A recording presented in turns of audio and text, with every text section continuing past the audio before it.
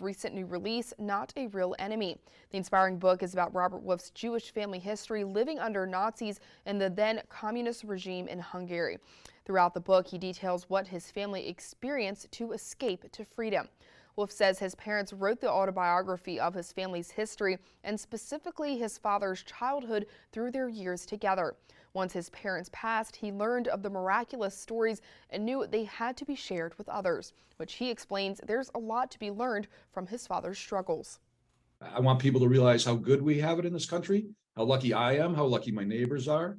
People, when they read this book, they'll realize that what happened to my parents, what happened to my dad, could happen to any one of us, given the wrong circumstances, a bad neighbor, a bad business deal, a bad local government, a bad foreign government.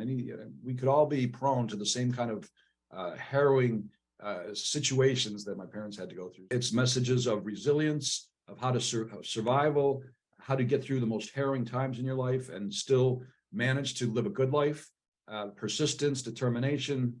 I can't think of enough adjectives to describe the feelings that one gets when they read the book.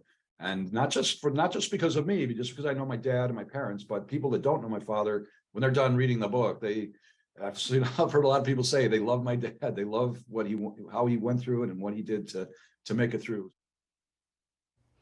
Now, Robert also mentioned he thinks the book can help with the recent rise of anti-Semitism in the country.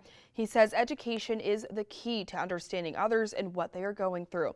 He hopes his book can change many people's minds and give a better understanding as to what his people went through.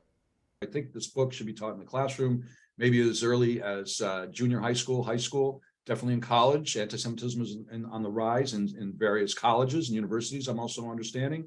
And I think that's a great way to start. Let's get our kids educated, and also perpetrators, people that commit hate crimes that are caught and arrested for it or accused of it or whatever the case may be. I think my book and several like it, there are many people that are writing about this kind of thing.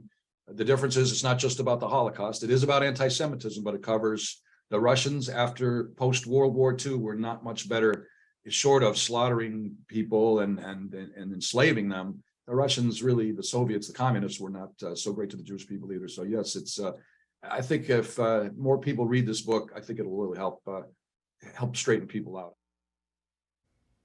Now, to find out more about Robert Wolf's new book, you can visit robertjwolf.md.com or you can purchase from Barnes & Nobles and Amazon online.